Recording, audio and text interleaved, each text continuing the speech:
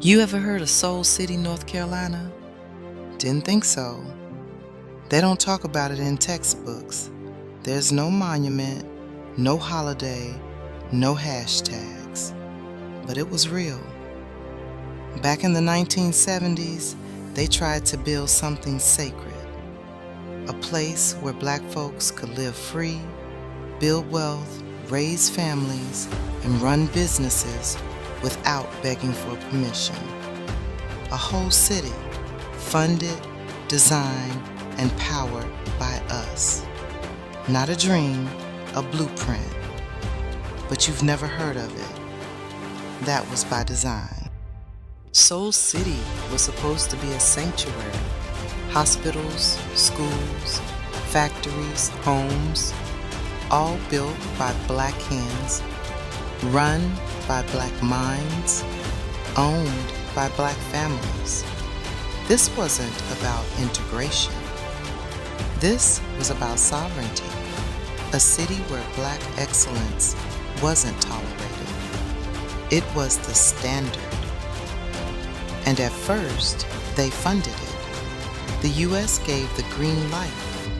Even President Nixon approved it. But once they saw it working, once they saw us rising on our own, the smiles faded. The knives came out. They didn't just let Soul City die, they executed it.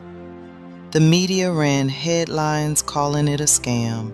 Politicians labeled it a black utopia experiment. Not because it failed, but because it threatened to succeed. They weaponized the same playbook they always do.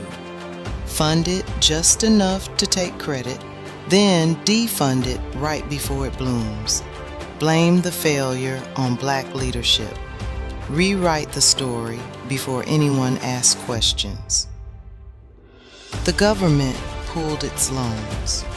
The factories never opened. And thousands of black families were left in limbo, with no jobs, no homes, and no justice. Soul City didn't collapse because of poor planning. It collapsed because America never intended for it to last.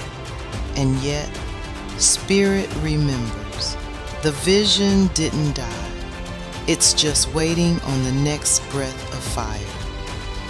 Every time we expose the buried truth like this, we're not just telling history, we're breaking spells. Soul City was more than a failed town.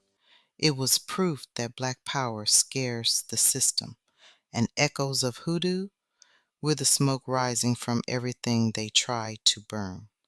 We tell the stories they buried and build the legacies they thought we'd forget.